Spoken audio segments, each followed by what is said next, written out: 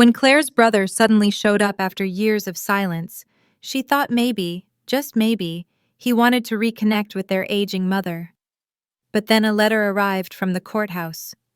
Jordan had filed a lawsuit against their own mother.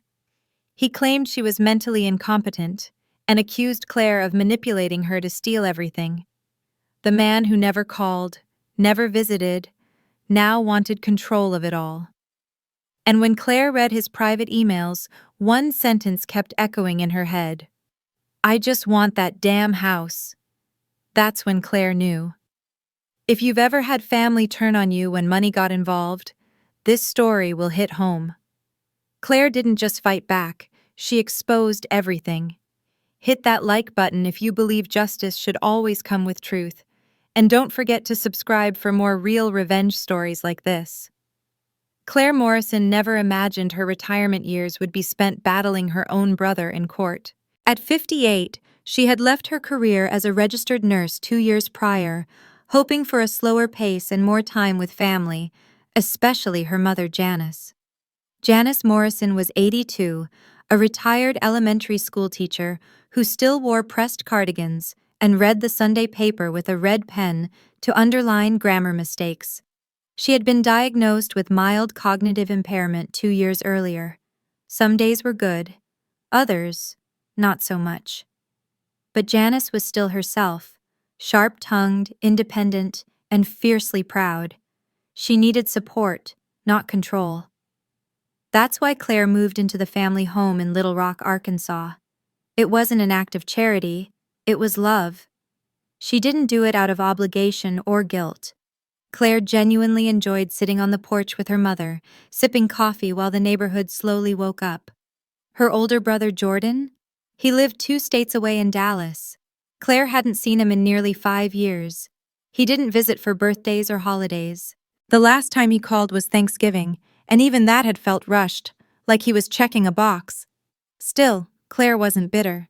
She knew people lived busy lives, and Jordan had always been distant. He worked in real estate, constantly chasing big deals and bigger paydays. Claire figured he just didn't know how to be close. She had long accepted that they weren't cut from the same cloth. But things started shifting when Janice called a family attorney to update her will. "I want to make things easier," she had told Claire, brushing a strand of silver hair from her brow. "If something happens, I want you to have control. You're here, you see me every day.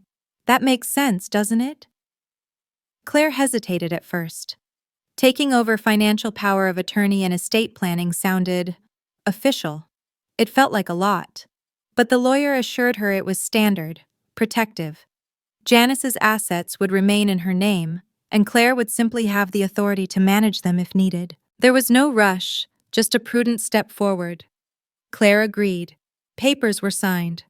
The house, while still legally Janice's, would eventually transfer to Claire as part of the long-term plan.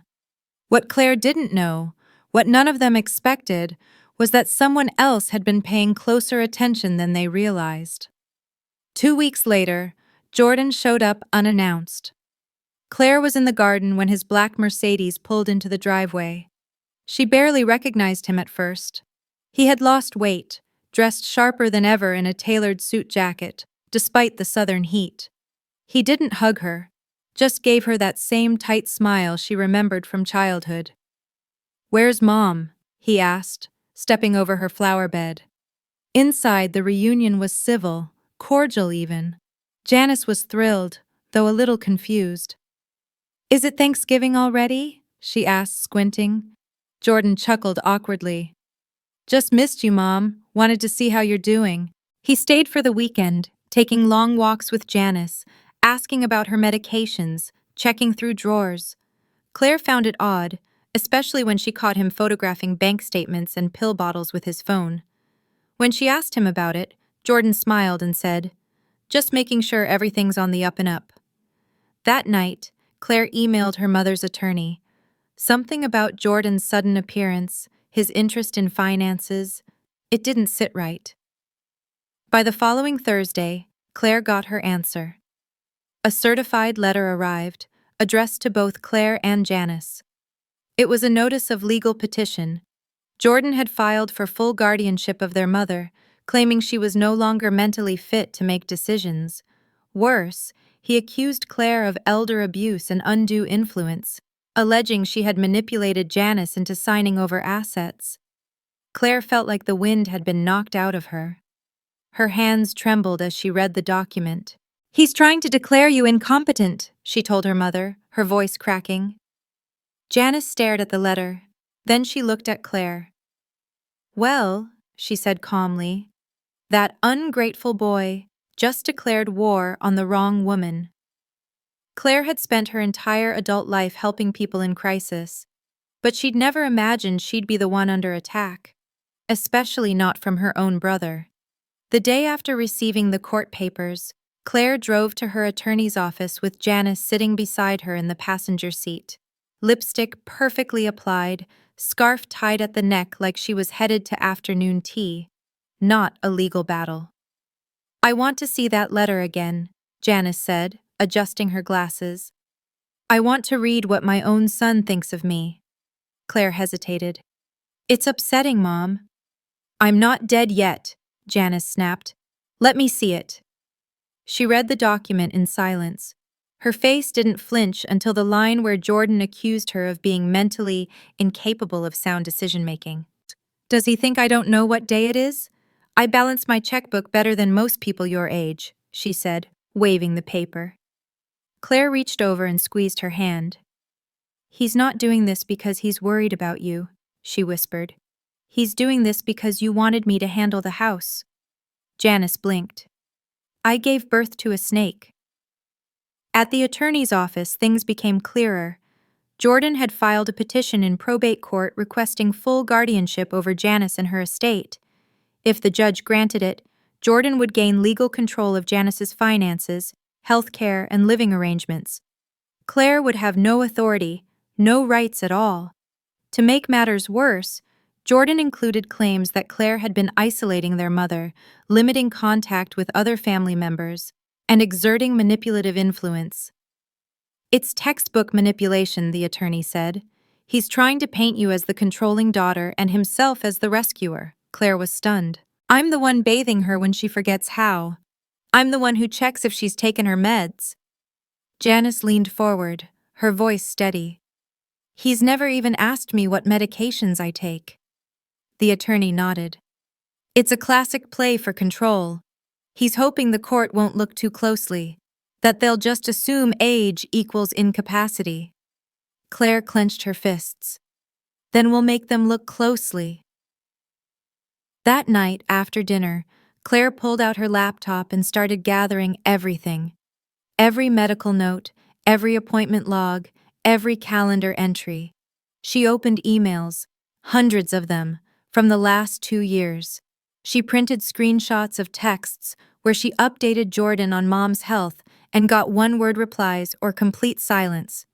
Then she found it, an email Jordan had sent 6 months earlier, after Claire mentioned that Janice was thinking about estate planning. It read, "Look, just make sure the house doesn't end up in probate. I don't care how you do it, I just want that damn house when she goes." Claire stared at the screen, the words vibrating in her chest like a siren. That was it. The smoking gun. Not concern, not love, just greed. Over the next few days, Claire scheduled an independent psychological evaluation for her mother. Not through any clinic Jordan could claim was biased. She found a court-certified geriatric psychiatrist who specialized in capacity evaluations. The appointment took place in the doctor's office, neutral territory. Claire stayed in the waiting room, her knee bouncing with nerves. An hour later, Janice walked out with her chin high. "He asked me to spell world backwards," she said. "I told him I've been doing crosswords longer than he's been alive." A week later, the report came back. Janice did have early-stage cognitive impairment, but she still had full legal capacity to make her own decisions. The doctor noted that while she occasionally forgot names or appointments, she demonstrated sound reasoning, orientation, and insight. Claire exhaled for the first time in weeks, but the storm was far from over. Jordan wasn't letting up. He had hired a sharp-suited attorney out of Dallas, a woman who specialized in elder law and high-conflict family estates. They filed a supplemental claim stating that Janice was being coerced into supporting Claire, and that the court should issue a temporary guardianship order in Jordan's favor until the full hearing. Claire felt like she was suffocating. But Janice, she was sharpening her tongue. "I've got 82 years of living," she said, "and if a judge wants to look me in the eye and tell me I can't decide where I live and who wipes my behind, he better pack a lunch, because I'll argue all day." In the days leading up to the court hearing, Claire and Janice prepared. They practiced questions, reviewed medications, printed photos showing the life they shared: gardening, birthday parties, Janice helping Claire bake apple pie. Not the image of a woman locked away, manipulated and controlled. The image of a mother and daughter, surviving together. The night before the hearing, Claire stood at the kitchen sink, hands submerged in soapy water, staring out at the garden. "I'm scared, Mom," she finally said. Janice came up beside her and dried a dish. "You were never scared in the ER when someone came in screaming. That was different. This feels like I'm about to lose everything, like he's stealing you." Janice placed her hand over Claire's. "You already won, sweetheart," she said softly. "Because you showed up. He didn't." Claire had always been calm under pressure. Decades in the ER taught her how to think fast, act with precision, and never, ever, let emotions cloud the job. But this wasn't an emergency room. This was family. And now it was war. The night before the court hearing, Claire sat alone in her room, flipping through a thick manila folder filled with every piece of proof she had collected over the past 3 weeks. It was more than just a defense. It was her counterstrike. Her plan wasn't to just win in court. It was to expose Jordan, to show everyone, especially the judge, that this wasn't about care. It was about control and greed. Step 1 had been the psychiatric evaluation. The report was clear. Janice was not incompetent. Claire had read it a dozen times, highlighted it, and placed it at the front of her file. Step 2? Establish motive. And nothing said motive like Jordan's own words. Claire had printed the email twice, just in case one copy mysteriously disappeared. The subject line read, "House title," and the line she had circled in red ink leapt off the page. "I just want that damn house when she goes." Claire also printed texts Jordan had sent months earlier, messages Claire had long ignored or shrugged off, but now read like a roadmap of his intentions. "If she signs it over, make sure it's done through a trust. Less taxes. You better not screw this up, Claire. That house is worth 6 figures." She hadn't even realized until now how calculated he had been. Every occasional call, every "how's mom doing" text. It wasn't love. It was surveillance. But Claire wasn't just relying on documents. She needed someone who could testify. So she called Mrs. Delaney, her mother's neighbor of 20 years. The woman who brought over casseroles, who trimmed the rose bushes when Claire was at work, who once drove Janice to the eye doctor when Claire had the flu. Mrs. Delaney didn't hesitate. "Oh, honey," she said. "I've watched you take care of your mother day in and day out. If your brother thinks he can just swoop in and paint you as some villain, he's about to get a rude awakening." Claire added her to the witness list. Then she called Dr. Fisher, Janice's primary physician for over a decade. He had seen Janice decline, but never once had he marked her as incapacitated. "Of course I'll testify," he said. "Janice is forgetful, yes, but she knows who she is, where she is, and who she trusts. And it's always been you."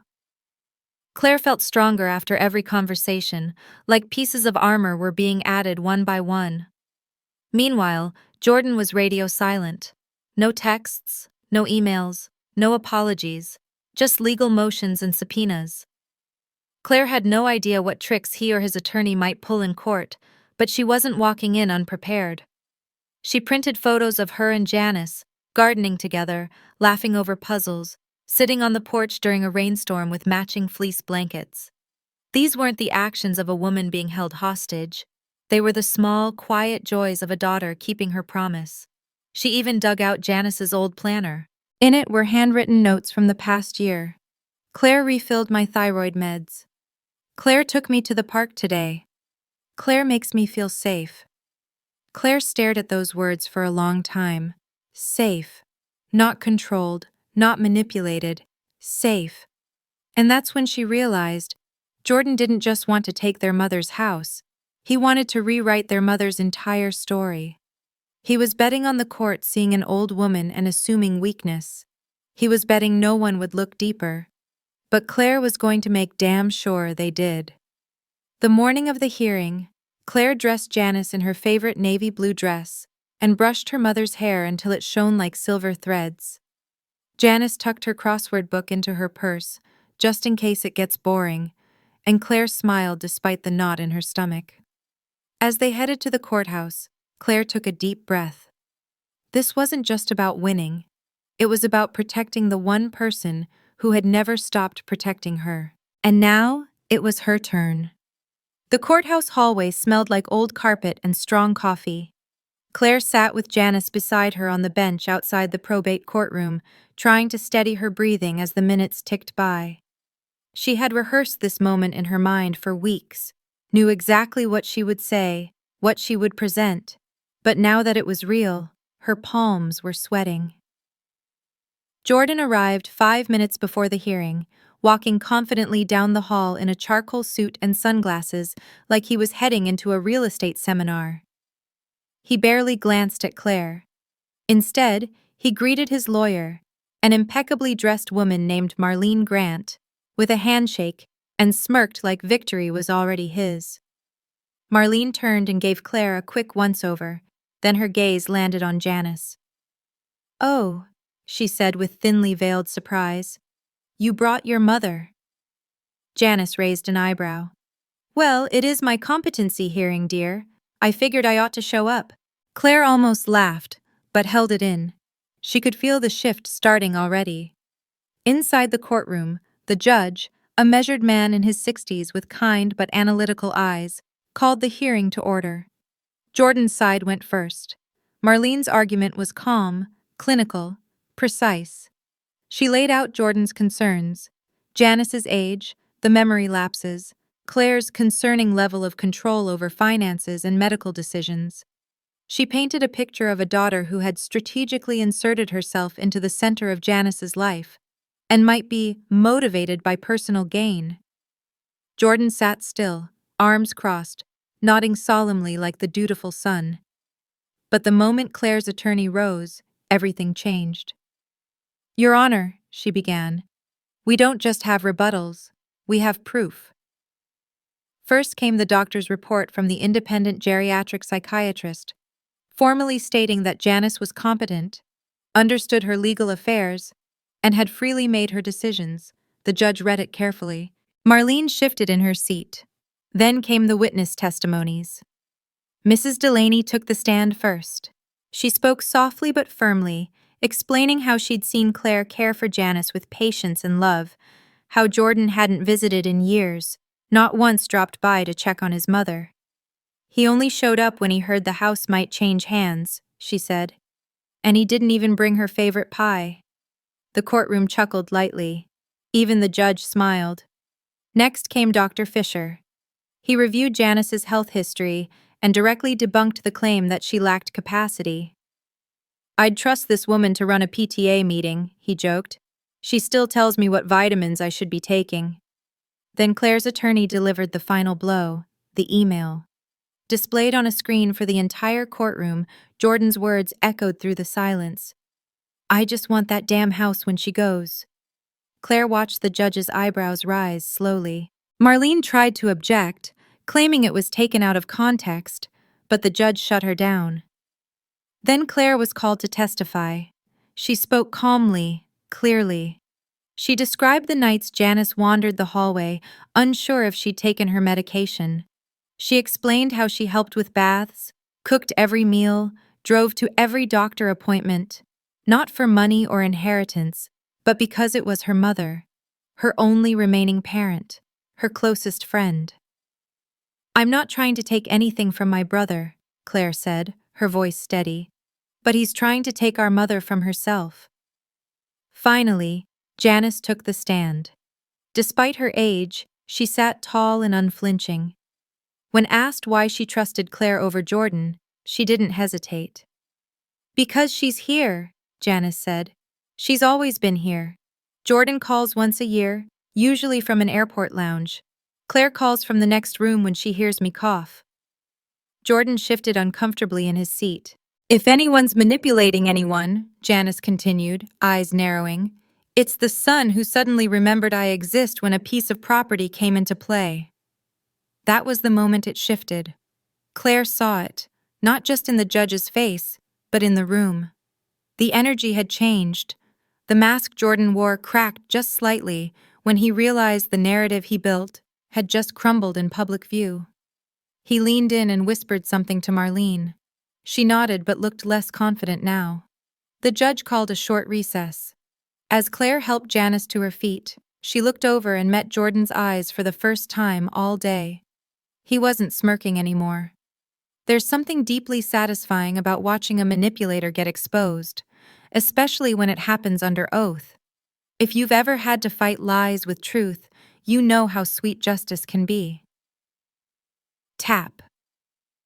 Like if you believe family loyalty should be earned, not claimed, and subscribe for more powerful stories just like this. Claire didn't sleep that night. Even after the recess ended and the hearing was delayed for closing arguments the next morning, she lay in bed staring at the ceiling fan, listening to her mother's soft breathing down the hall. The house felt still, but her mind was racing. Jordan wasn't done. She knew it. The look he gave her in court, tight-jawed, eyes twitching with frustration, wasn't surrender. It was strategy. He wasn't leaving quietly, not when control had slipped so close through his fingers, and especially not after being humiliated in front of a courtroom.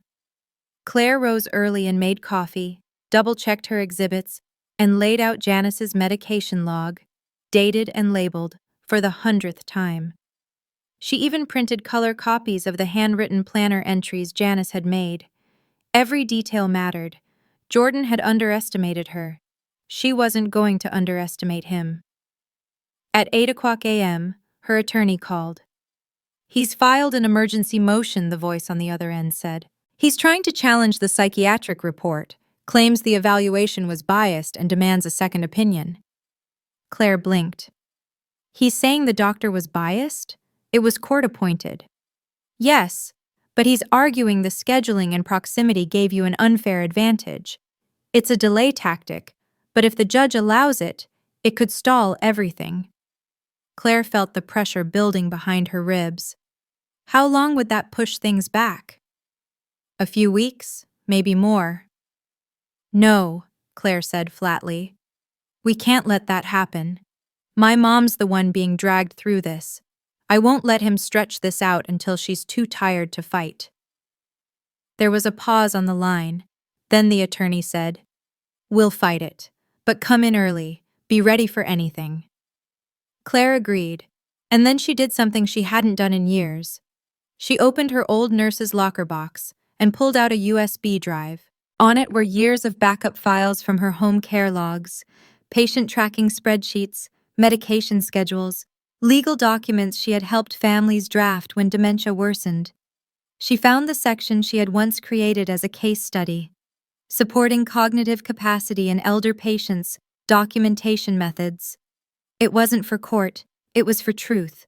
Claire printed it, highlighted key areas, and wrote a simple title across the top: "How You Know When Someone Is Still Themselves." At the courthouse the next morning, the tension was different.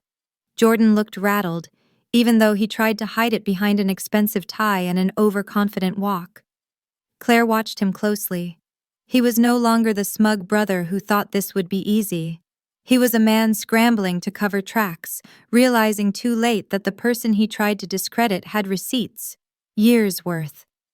As the bailiff opened the door and called the courtroom to order, Claire stood and took Janice's hand. "You ready?" she whispered. Janice smiled, her lipstick slightly smudged but her gaze clear. I've been ready since the day he forgot my birthday and thought a lawsuit could make up for it. Claire squeezed her mother's hand and walked into the room where everything would finally be laid bare. The courtroom was quieter than the day before, not hushed from formality, but from anticipation. Even the judge leaned forward slightly, as if he too sensed that today something would break open. Claire sat upright, her folder of documents resting on the table before her. Janice sat beside her, hands folded neatly in her lap, lips pressed together, but her eyes? Fierce, focused. Across the aisle, Jordan whispered something to Marlene, but his posture gave him away, shoulders hunched, jaw locked, foot tapping. He wasn't in control anymore. He was waiting for impact, and Claire was ready to deliver it. The judge addressed the room. Mr. Morrison's emergency motion to request a second psychological evaluation is noted. However, given the credentials of the first evaluator and absence of compelling new evidence, the motion is denied. Claire exhaled slowly. Then her attorney stood. We would like to submit supplemental documentation, Your Honor. A comprehensive timeline of care, financial transparency logs, and personal annotations from Mrs. Morrison herself. Claire walked the folder up to the clerk. As it was handed to the judge, she turned to the courtroom monitor. We also request permission to present recorded audio taken legally by Claire Morrison in her own home, with her mother's full awareness. Jordan immediately stood. Objection, Your Honor. That's entrapment. The judge didn't even look up. If it was recorded in the home with consent, I'll allow it. Claire clicked play. The audio began with the sound of dishes clinking. Then Janice's voice, warm but firm. Why are you asking me to sign something when I haven't read it? Jordan's voice followed, low, tense. Because if you start overthinking it, Mom, Claire's gonna get in your head. She's already trying to take what's mine. The room froze. Claire let the silence hang. Then the judge spoke. Ms. Morrison, is this your brother's voice? She nodded. Yes, sir. Taken 3 days after he arrived. More audio followed. Brief, but damning. Jordan, again. You don't even use the house anymore. You forget where the breaker box is. Let me handle it. Janice, her voice sharp. You want to handle the house? Then come fix the faucet you ignored for 5 years. The courtroom erupted into uneasy chuckles. But the judge didn't smile. He scribbled something into his notes, frowning deeply. Claire's attorney closed her argument with one final piece. The handwritten journal entry from Janice's planner. Claire doesn't treat me like a burden. She treats me like a mother. When Janice was called to the stand one last time, she didn't need notes. I may be old, she said, voice clear, unwavering. And I may forget my glasses or what I had for lunch. But I don't forget love. I don't forget who stands by me, and who only shows up when the will's on the table. She looked directly at Jordan. If this court believes I don't know what I'm doing, then shame on me for raising a son who thinks I'm that easy to fool. Jordan didn't speak. He didn't even look up. The judge's ruling was swift. The petition for guardianship is denied. Claire Morrison is affirmed as the primary caretaker and legal representative. Jordan Morrison is hereby restricted from accessing or influencing the estate for a period of 10 years. Bang. Gavel down. It was over. But for Claire, the real victory wasn't in the ruling. It was in her mother's voice. Still hers, still strong, still unbent. The morning after the verdict, Claire stood in the kitchen, stirring a pot of oatmeal as sunlight streamed through the curtains. Everything felt quieter, not just the house, but her own mind. For the first time in weeks, there were no court papers to read, no strategies to map out, no evidence to collect. Just breakfast. Just her and Mom. Janice padded into the room in her slippers, cardigan slung loosely over her shoulders. I think I earned cream and sugar today, she said, sitting at the table. Claire smiled. You earned the whole cinnamon stick. They laughed, and for a moment the weight lifted. But victory hadn't come without cost. Something had shifted permanently. The courtroom wasn't just where the legal battle ended, it was where a family line had been drawn, bold and undeniable. And as much as Claire hated to admit it, that line was necessary. Later that afternoon, Claire sat down at the kitchen table with a yellow notepad. She began writing out what she called their new normal. Janice would continue living at home, but they'd begin implementing small changes to keep things sustainable. First, a part-time home health aide, 2 days a week. Claire didn't need to do everything alone anymore, not after what they'd been through. Second, legal boundaries. Claire contacted their family attorney to add a protective clause. Jordan was formally restricted from visiting the property without Claire's written consent, not because she feared another lawsuit, but because she had seen who he truly was when money was at stake. Third, transparency. Claire would begin keeping a shared digital log of Janice's appointments, prescriptions, and expenses, not for Jordan, but for herself. A record, a shield, a line of accountability she never wanted to need again, but now knew better than to ignore. That evening, she opened her email inbox. There, at the top, sat a new message from Jordan. No subject line, just 2 sentences. I hope you're happy. Mom chose you over her own son. Don't come crying when she turns on you too. Claire didn't reply. She didn't even finish reading it. Instead, she archived it, then blocked his address. The man who tried to dismantle their lives through the back door of the courtroom no longer had a key to anything. Not the house, not their time, not her peace. A few days later, Claire and Janice drove to the park, the same one they used to visit when Claire was little. Janice wore her wide-brimmed sun hat and carried a bag of stale bread for the ducks. On a bench overlooking the pond, Janice reached over and took Claire's hand. You didn't just protect me, she said. You reminded me I'm still worth protecting. Claire swallowed the lump in her throat. You've always been worth it, Mom. Always. Behind them, the sun dipped lower in the sky, casting warm orange light over the water. Claire realized something in that moment, not about her brother or the court or even the law, but about herself. She was no longer just the caregiver. She was the boundary. She was the voice. And she was the daughter who showed up when it counted most. Autumn came gently that year. The leaves outside the Morrison home turned slow shades of amber and wine, and the air carried that crisp smell of distant wood smoke and change. Inside, Claire was learning how to breathe again. Not the shallow, tight-chested breath of surviving, but the full, quiet exhale of beginning to heal. Her world had shifted, but not shattered. It had simply reshaped. Some days, Janice forgot what she had for lunch. Other days, she told the same story twice. But the sharpness in her wit, the fire in her eyes, they hadn't dimmed. And now, there was space to notice them again, to appreciate the texture of a shared laugh, the warmth of a memory retold. One afternoon, as they folded laundry together, Janice looked up and said, Do you remember when you were 12 and you ran off to feed the stray dog behind the school? Claire grinned. I do. You grounded me for a week. Janice shook her head. I only did that because I knew you'd try to keep the dog in your closet. I was afraid you'd start hiding boys next. They both burst out laughing, the kind of laughter that eases something under the skin. That night, Claire sat on the porch, watching dusk settle over the trees. She held a mug of tea, her knees wrapped in a soft blanket, and let herself reflect, not on the courtroom or the betrayal, but on what remained. She had learned that family isn't defined by blood or birth order. It's defined by who shows up, who stays, and who protects, even when no one's watching. Jordan had tried to reduce their mother to a legal burden, a name on a deed, a means to an end.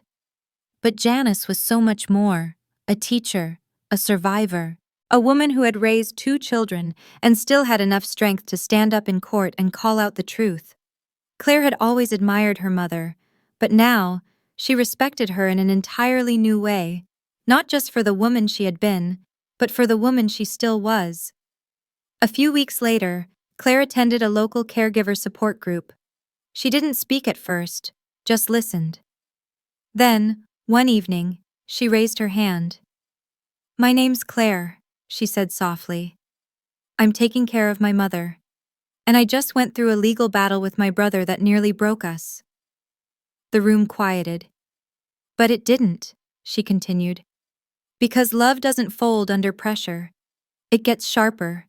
And when someone tries to take your voice, sometimes the best revenge is simply refusing to be silent." Heads nodded. A few people wiped their eyes.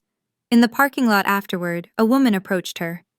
"What you said in there, that helped me," she whispered. Claire smiled. Then maybe it was worth going through. She drove home in the dark, past rows of porch lights and families gathering for dinner. When she walked into the house, Janice looked up from her crossword puzzle and said, "Claire, 7-letter word for unshakable, starts with an R." Claire sat beside her and picked up the pen. "Resilient," she said. "Definitely resilient." And for the first time in a long time, she believed it about both of them.